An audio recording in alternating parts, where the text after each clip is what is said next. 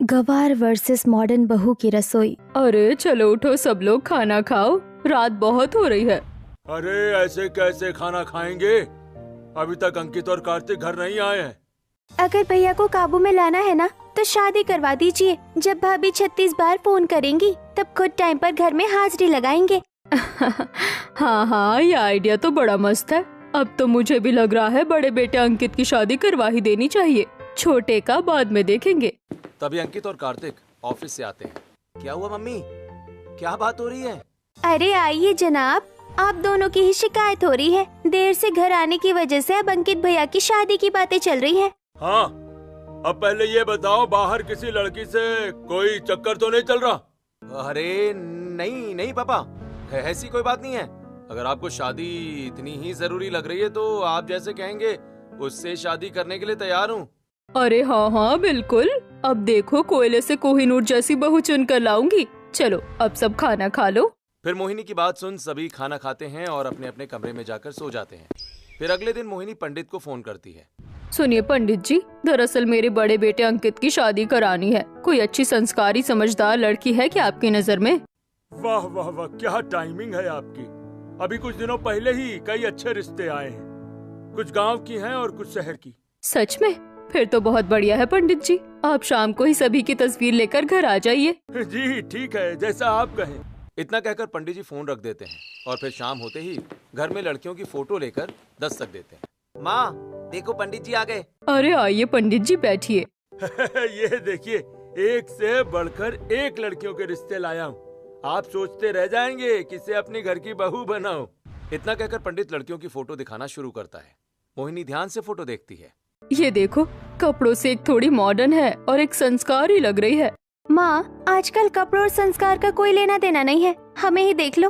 हाँ, बात तो सही है, आजकल समझना बड़ा मुश्किल है। बिल्कुल, ये लड़की बहुत अच्छी है, ऐसी लड़की ढूंढने से भी नहीं मिलेगी। फिर तो ये रिश्ता मंजूर समझिए, बस अंकित से पूछ लेती हूँ।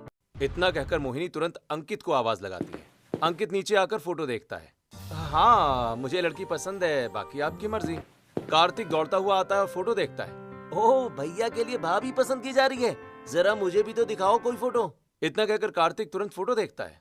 ये क्या हुआ भैया, ऐसे क्यों देख रहे हो, जैसे आपकी गर्लफ्रेंड हो? अरे नहीं नहीं, ऐसी कोई बात नहीं है। तो फिर तय रहा, हमें घर संभालने और रसोई संभालने वाली अच्छी बहू मिल गई। ठीक है, तब मैं लड़की वालों से बात करके बताता हूँ। इतना कहकर पंडित वहाँ से चला जाता है और सभी अपने अपने कामों में लग जाते हैं। फिर 2-3 दिन के बाद जब मोहिनी रसोई में काम कर रही होती है। माँ आज फिर वही रोज वाला घिसा पिटा खाना, कुछ तो चटपटा मिर्च मसाले वाला खाना बनाया करो ना। आने दे तेरी पत्नी को, उसी को रसोई सौंप दूंगी, तब बनवा कर खाना अपना चटपटा खाना। अंकित बिना कुछ कहे हल्का शर्माते हुए वहाँ से चला जाता है और मोहिनी सभी को खाना खिलाती है। तभी पंडित का फोन आता है। सुनिए बहन जी, एक जबरदस्त खुशखबरी है। लड़की वालों को आपका घर, खानदान और अंकित सब बहुत अच्छे लगे हैं। आप कल ही रिश्ता लेकर नागपुर आ जाइए। वाह, क्या चटपटी खबर सुनाई है आपने, मजा आ गया। इतना कहकर मोहिनी फोन रखती है और सभी को खुशखबरी सुनाती है। सच में? फिर तो कल बहुत मजा आएगा। ये खुशियाँ बाद में मनाना, पहले तैयारियाँ करो, कल रिश्ता लेकर जाना है। हाँ सब लोग तैयार रहना, अगर लड़की अच्छी लगी तो वही शगुन देकर शादी पक्की कर देंगे। मोहिनी की बात सुनकर सभी जल्दी जल्दी खाना खाते हैं और शगुन का सामान जुटाने में लग जाते हैं। अरे आइए आइए, आप लोगों को आने में कोई तकलीफ तो नहीं हुई? अरे नहीं नहीं, आपके घर आने में कैसी तकलीफ? हाँ लेकिन अब थोड़ी तकलीफ हो रही है, आखिर भाभी को बुलाया ही नहीं, उन्हें ही तो देखने आए हैं। मैं अभी लेकर आती हूँ। अरे तू अभी तक तैयार नहीं हुई, नीचे रिश्ते वाले आए हैं। ओहो माँ, मैंने कह दिया ना, मैं किसी और से प्यार करती हूँ, मैं ये शादी नहीं करूँगी। चुपचाप तैयार होकर नीचे चल, वरना मुझसे बुरा कोई नहीं होगा। रिश्ता तय हो गया है, अब शादी वही होगी जहाँ हम चाहेंगे। नहीं माँ, मैं नहीं करने वाली ये शादी, न ही मुझे लड़के से मिलना है। तू चल रही है या पापा को बुलाऊं? हाँ हाँ, पापा की ही धमकी दो, चल रही हूँ। करीना मुंह बनाकर तैयार होती है और नीचे हॉल में आकर सभी को चाय देती है। वाकई चाय बहुत शानदार बनाई है, लगता है रसोई का काम भी अच्छे से आता है। अरे रसोई का काम? हमारे घर की पूरी रसोई तो यही संभालती है, मुझे तो किचन में जाने ही नहीं देती। दाल मखनी से लेकर राजमा चावल सब कुछ बनाती है। राजमा चावल तो दूर की बात, बिना जलाए मैगी बना लूं वही बड़ी बात है। माँ क्या क्या बोल रही हैं। हमें तो ऐसी ही बहू चाहिए जो रसोई और घर दोनों संभाल सके। हमारी तरफ से रिश्ता पक्का है। तो हमारी तरफ से भी ये रिश्ता पक्का है। जब दोनों की तरफ से हाँ हो ही गई है तो मैं जल्दी ही शादी की तारीख निकलवा देता हूँ। फिर चट मंगनी पट ब्याह। इतना कहकर पंडित शादी की तारीख निकालता है और दोनों तरफ धूमधाम से शादी की तैयारियां शुरू हो जाती हैं। फिर एक दिन, अरे बड़े दिन हो गए किटी पार्टी में मीनाक्षी जी नहीं आई। अरे कैसे आएंगी, बेचारी की मॉडर्न बहू जो आ गई है। रसोई संभालना छोड़ो, रसोई में तांडव मचा रखा है। वैसे मोहिनी जी, आप भी बड़े दिनों से किटी पार्टी में नहीं आ रही हैं। अरे अब किटी पार्टी में तो मैं रसोई के काम की वजह से नहीं आ पा रही, लेकिन अब मैंने ऐसी बहू चुनी है अपने बेटे के लिए जो घर के साथ रसोई और सारी चीजें अच्छी तरह से संभालने वाली है। अच्छा, इतना क्या खास है उसमें? अरे बस एक बार घर में आ जाने दो, फिर देखना मैं रोज किटी पार्टी में आऊंगी। रसोई ऐसे संभालती है जैसे सालों का अनुभव हो, उसकी माँ ने खुद बताया है। इस तरह मोहिनी किटी पार्टी की सभी औरतों के सामने अपनी बहू की तारीफ करती है। कुछ दिन बीतते हैं और शादी का दिन आ जाता है। धूमधाम से सभी अंकित की बारात लेकर जाते हैं, लेकिन कार्तिक नहीं होता।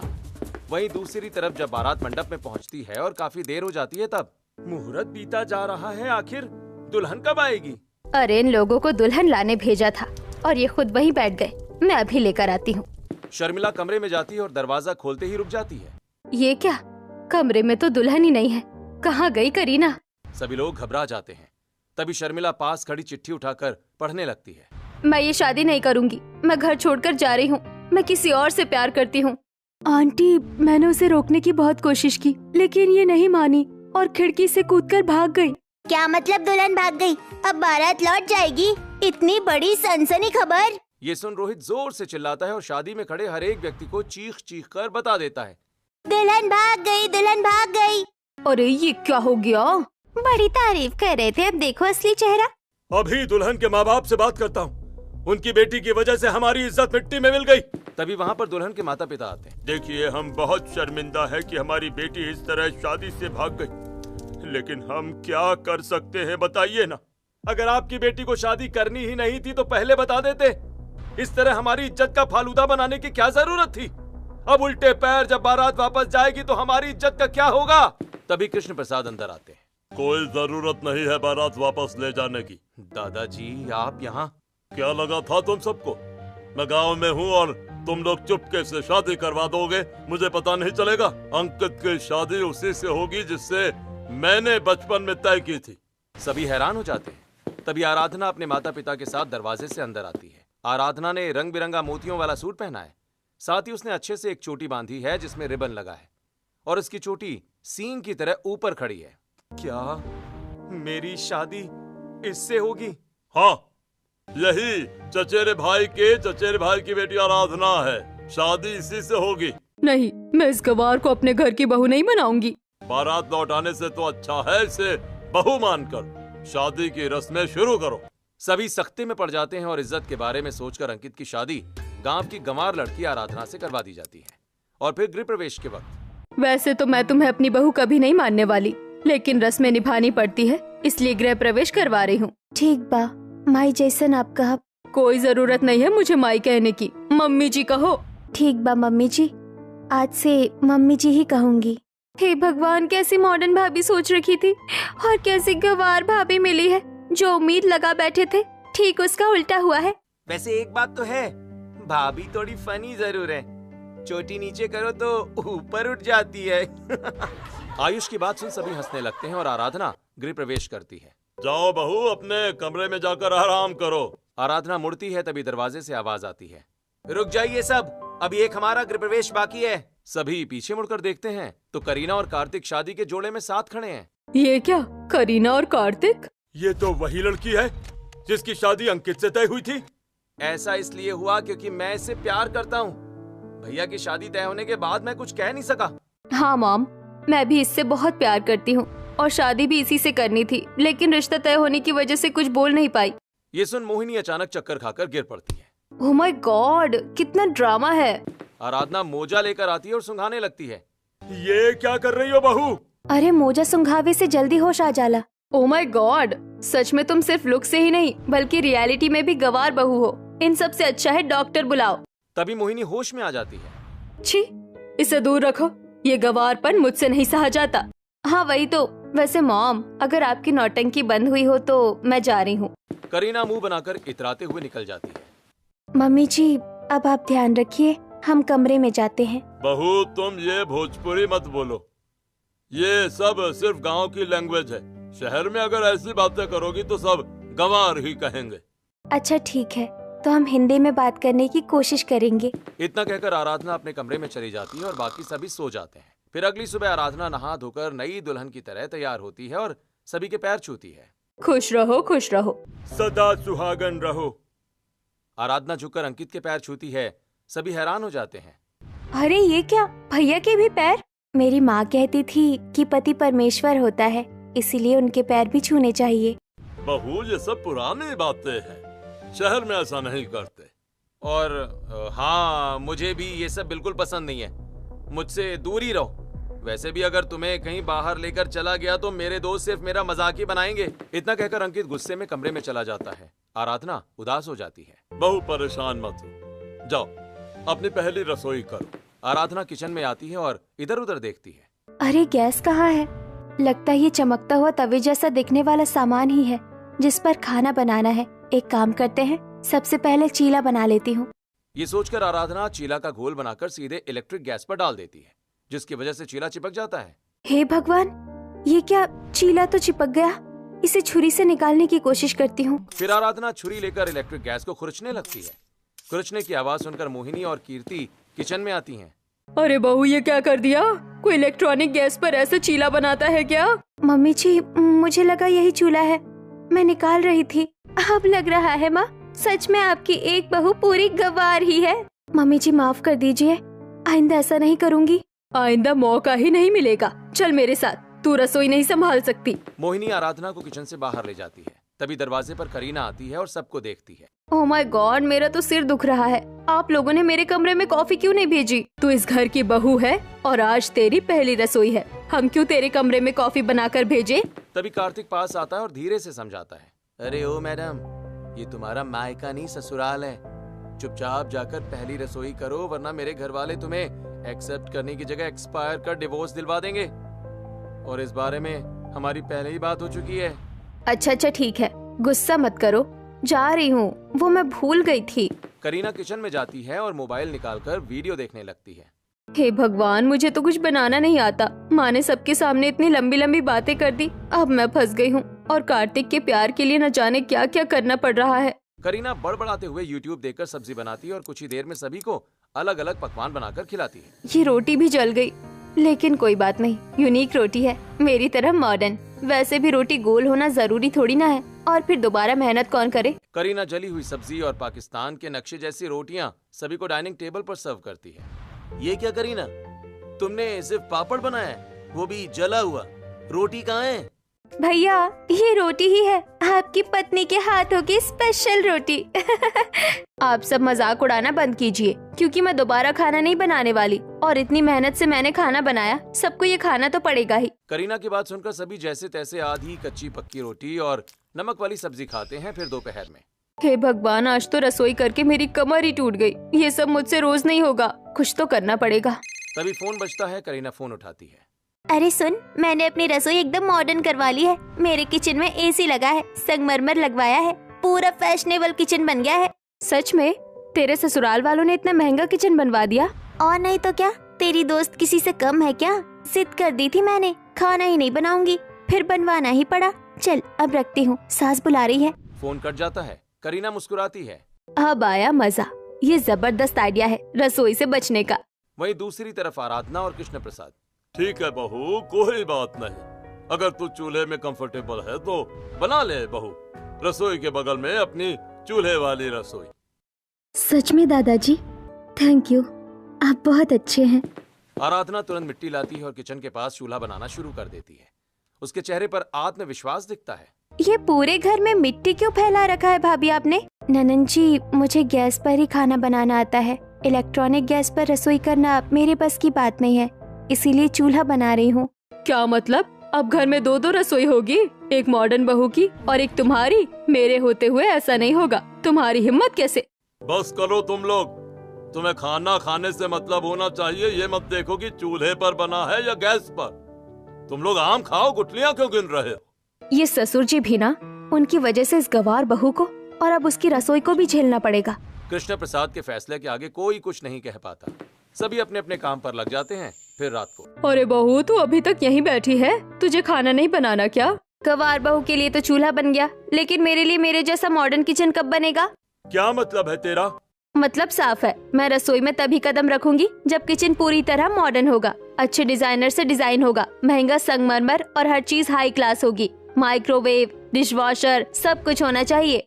हे भगवान, एक से बढ़कर एक बहू मिली है। कोई चूल्हे पर खाना बना रही है तो कोई मॉडर्न किचन की डिमांड कर रही है। पता नहीं कहाँ फंस गई मैं। माँ परेशान मत होइए, कुछ दिनों में इनका जुगाड़ भी हो ही जाएगा। चलिए छोटी भाभी के हाथ का खाना खा लेते हैं।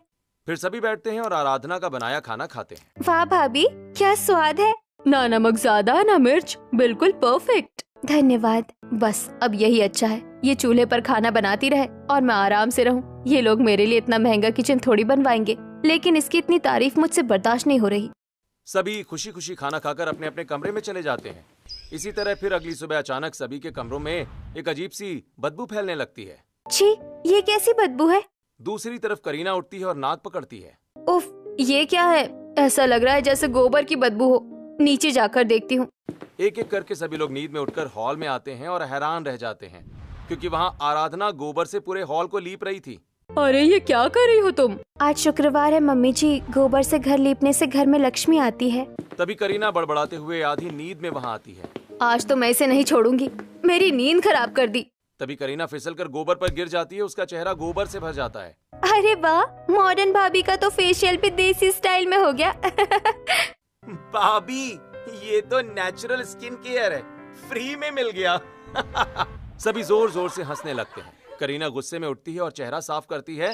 फिर शाम को मैं पार्लर जा रही हूँ और आते वक्त शॉपिंग भी करके आऊंगी। लेकिन बहू अभी तो 15,000 की ऑनलाइन शॉपिंग की थी। मैं अपने पति के पैसे इस्तेमाल कर रही हूँ, आपके नहीं, जो आप मेरे खर्चे गिन रही हैं। ये रोक टोक आप अपने लिए रखिए, मैं जैसी हूँ वैसी ही रहूंगी। करीना इतराते हुए चली जाती है। हे भगवान, कैसी बहू मिली है, न घर संभालना न रसोई, बस पैसे उड़ाना और एटीट्यूड दिखाना। तभी कृष्ण प्रसाद आते हैं। बहू, तुम बहुत दिन से कहीं गई नहीं हो, जाओ शॉपिंग करके आओ। आराधना सिर हिलाकर शॉपिंग के लिए निकल जाती है। कुछ देर में आराधना बाजार पहुंचकर मॉल में बहुत पैसे लगेंगे, दुकान से ही अच्छे और सस्ते कपड़े ले लेती हूँ। आराधना सादगी और समझदारी से कपड़े खरीदती है, तो वहीं दूसरी तरफ पैसों की चिंता मत करो, कपड़े दिखाओ, 2 लाख के भी हुए तो ले लूंगी। इस तरह करीना लाखों की शॉपिंग करती है और आराधना हजारों की भी नहीं। फिर दोनों घर लौटती हैं। ये लो, 10 लाख का बिल है, पे कर देना। हे भगवान, इतनी खर्चीली पत्नी। वैसे मम्मी जी, ये पैसे बच गए, दुकान से ही शॉपिंग कर ली। मैं इसे गलत समझता रहा, लेकिन ये तो कितनी अच्छी है। और फिर लुक में क्या रखा है, गांव की है तो वैसी दिखेगी ना। एक काम करता हूँ, कल ही पार्लर का अपॉइंटमेंट बुक कर लेता हूँ। ये सोचकर अंकित पार्लर का अपॉइंटमेंट बुक कर लेता है और अगले ही दिन अपने साथ आराधना को लेकर पार्लर जाने लगता है। पूरे रात से तुम अपना घूंघट मत हटाना और ना ही किसी को बताना कि तुम मेरी पत्नी हो, क्योंकि अगर तुमने जबान खोली तो मेरी इज्जत मिट्टी में मिल जाएगी। इस तरह अंकित अपनी पत्नी को छिपते छिपाते लेकर पार्लर पहुंचता है, तो वहीं दूसरी तरफ बहू, तेरी डिमांड पर हमने तेरे लिए मॉडर्न रसोई बनवा दी है, चल देख। क्या मॉडर्न रसोई? तुम वैसे भी इतना खर्च करती ही थी, तो मैंने सोचा क्यों ना तुम्हारी मॉडर्न रसोई पर भी थोड़ा खर्चा कर दिया जाए। अब तेरी पसंद की रसोई तैयार है, अब तू आराम से खाना बनाकर खिलाना। इतना कहकर सभी बहुत ज्यादा खुश हो जाते हैं और वहाँ से चले जाते हैं। हे भगवान, मैं तो इस रसोई से बचने के लिए बहाना कर रही थी, अब तो सच में बनाना पड़ेगा। अपनी मॉडर्न रसोई देखकर मॉडर्न बहू बहुत ज्यादा परेशान हो जाती है। और अब एक तरफ गंवार बहू अपने चूल्हे पर, तो वहीं मॉडर्न बहू अपनी मॉडर्न रसोई में खाना बनाती है। फिर अगले दिन बताओ भाई, इस महीने रसोई का खर्च कितना हुआ? ज्यादा नहीं, बस 50,000 का राशन है। क्या 50,000? इतना खर्च और ढंग का खाना भी नहीं नसीब होता। वैसे बड़ी बहू, तेरा क्या खर्चा है? मेरे रसोई का खर्चा बस 5 से 10,000 के बीच है। इतना फर्क? जो इतना टेस्टी खाना बनाती है उसका खर्च कम, और जो ठीक से बनाती भी नहीं उसका इतना ज्यादा। फिर इस तरह से रसोई के खर्चों का हिसाब किया जाता है। और फिर अगले दिन मैंने सोचा था बहाना बनाकर बच जाऊंगी, लेकिन इन्होंने तो सच में किचन बनवा कर दे दिया। करीना सब्जी चलाती है, तभी धुआं उठने लगता है। अरे शिट, ये सब्जी फिर जल गई। करीना जल्दी जल्दी टमाटर काटती है, फिर कुछ और चीजें डाल देती है। दूसरी कढ़ाई भी जलने लग जाती है अरे ये भी जल रही है, अब क्या करूं? ऊपर से पूरा किचन इतना गंदा हो गया, काम करने का मन ही नहीं करता। किचन में गंदगी फैल जाती है, मक्खियां भिनभिनाने लगती हैं। तभी मोहिनी अंदर आती है। अरे बहू, अभी कुछ दिन पहले इतना महंगा किचन बनवाया और तूने इसकी ये हालत कर दी। किचन ही तो है, काम होगा तो गंदा होगा ही। मोहिनी सिर पकड़कर बाहर निकलती है और फिर अपनी गंवार बहू के चूल्हे वाली रसोई में जाती है, जहाँ वो चूल्हे पर डिजाइन बना रही थी। ये क्या कर रही हो बहू? मुझे सिंपल चूल्हा नहीं पसंद, इसीलिए चूल्हे पर डिजाइन बनाती हूँ। मोहिनी चारों तरफ देखती है, साफ सुथरा छोटा सा किचन, सब चीजें अपनी जगह पर रखी हैं। एक ये गवार बहू है और एक वो मॉडर्न बहू की रसोई। मोहिनी चुपचाप सोचते हुए वहाँ से चली जाती है। फिर दोपहर में आपको कुछ सब्जियाँ चाहिए तो बता दीजिए। मुझे तुमसे सब्जियाँ नहीं मंगवानी, मैं ऑनलाइन ऑर्डर करती हूँ। आराधना चुपचाप बाहर चली जाती है। भैया 100 रुपए बहुत ज्यादा है, 80 में दे दीजिए। ठीक है बहू, ले जाओ। ये सब आसपास के लोग देखते हैं। देखो कितनी समझदार बहू है, 1-1 रुपए की कदर करती है। वहीं आराधना सब्जियां लेकर घर लौटती है तो दूसरी तरफ करीना ऑनलाइन सब्जियां मंगवाती है और कुछ देर में सब्जियां आ भी जाती हैं। अरे ये क्या, सारी सब्जियां तो गली सड़ी है। अब क्या करूँ, दोबारा मंगवाने का टाइम नहीं है, ऐसे ही बना देती हूँ। करीना गली हुई खराब सब्जियों से ही खाना बनाने लगती है, तो वहीं किचन की गंदगी की वजह से मक्खियां भिनभिनाने लगती। उफ, कितनी बदबू है, काम करने का मन ही नहीं कर रहा इस रसोई में।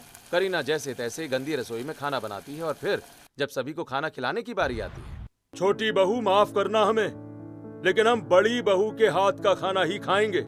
हाँ, हमें बड़ी भाभी के हाथ का खाना चाहिए। सभी आराधना के हाथ का खाना खाने लगते हैं। इसके हाथों का खाना तो स्वादिष्ट है, लेकिन मैं नहीं खा सकती, वरना मेरा ऑर्डर माइनस हो जाएगा। ये सोचकर मॉडर्न बहू करीना उन्हीं सड़ी गली सब्जियों से बना खराब खाना खा लेती है। मम्मी, मेरा सिर फट रहा है बहुत तेज। क्या हुआ? इतना तेज बुखार? रुको, मैं डॉक्टर को बुलाता हूँ। फिर कार्तिक तुरंत डॉक्टर को बुलाता है और पूरा परिवार इकट्ठा हो जाता है। डॉक्टर चेकअप करता है। इन्हें फूड पॉइजनिंग हुई है और मक्खी मच्छर की वजह से डेंगू भी हो गया है। साफ सफाई का खास ध्यान रखना होगा। इतना कहकर डॉक्टर चले जाते हैं। देखा, रसोई गंदी रखने का नतीजा है ये। सभी करीना की तबीयत खराब होने पर उसे ताना मारकर वहाँ से चले जाते हैं, तो वहीं गंवार बहू। आखिर इसकी तबीयत इतनी क्यों बिगड़ गई? मुझे खुद जाकर देखना होगा। आराधना किचन में जाती है और गंदगी देखकर चौंक जाती है। इतनी गंदगी, इसी वजह से ये सब हुआ है। जो भी हो, अब सब कुछ संभालना तो पड़ेगा ही। ये सोचकर आराधना काढ़ा बनाकर करीना के कमरे में आती है। ये काढ़ा पी लीजिए, जल्दी ठीक हो जाएंगी। तुम मेरे लिए ये सब क्यों कर रही हो? पहले काढ़ा पी लीजिए, सवाल बाद में पूछिए। फिर आराधना करीना को डांट कर काढ़ा पिलाती है। फिर शाम को आराधना पपीते के पत्ते पीसने लगती है। भाभी, ये क्या बना रही हो? डेंगू में पपीते के पत्ते का जूस और बकरी का दूध बहुत फायदा करता है। ऐसा सोचकर आराधना पत्ते पीसने में लग जाती है और दूध मिलाकर करीना को पिलाती है। नहीं, मैं ये नहीं पी सकती। नाक बंद कीजिए और शांति से चुपचाप इसे पी लीजिए। आराधना करीना का अलग अलग तरह से ध्यान रखने लगती है। आधी रात को इतनी रात को तुम ये सब क्यों कर रही हो? आपकी तबीयत गंदगी की वजह से खराब हुई है। इस हालत में साफ सफाई बहुत जरूरी है। आराधना पूरे कमरे को साफ करती है और चली जाती है। अब इसी तरह कुछ दिन बीतते हैं। आराधना की सेवा से करीना बहुत जल्द ठीक हो जाती है और जब अपनी रसोई में वापस लौटती है। सच में मेरा किचन इतना साफ, ऐसा तो तब था जब नया बना था। सच में ऐसी रसोई में काम करने का मन करता है। देख लिया बहू, साफ सफाई कितनी जरूरी होती है। अब से रसोई हमेशा बड़ी बहू की तरह साफ रखना। नहीं मम्मी जी, अब इस घर में अलग अलग रसोई नहीं होगी। मुझे अपनी गलती समझ आ गई है। जब मेरी तबीयत खराब थी तब इन्होंने मेरा साथ दिया। अब मेरा फर्ज है कि मैं इन्हें मॉडर्न तौर तरीके और इलेक्ट्रॉनिक चीजों का इस्तेमाल करना सिखाऊं। क्यों जेठानी जी, हम दोनों साथ काम करेंगे। मुझे कोई दिक्कत नहीं है। मैं आपको साफ सफाई और खाना बनाना सिखाऊंगी, आप मुझे मशीनें चलाना सिखा दीजिए। वाह, छोटी भाभी की तबीयत क्या खराब हुई, उनकी बुद्धि खुल गई। सच में इस बीमारी ने मेरी आंखें खोल दी। अब न ताना होगा, न जलन और न ही गवार बहू होने का ताना। सच में इसे कहते हैं अंत भला तो सब भला। इसके बाद मॉडर्न और गंवार बहू दोनों मिलकर रसोई का काम साफ सफाई के साथ खुशी खुशी संभाल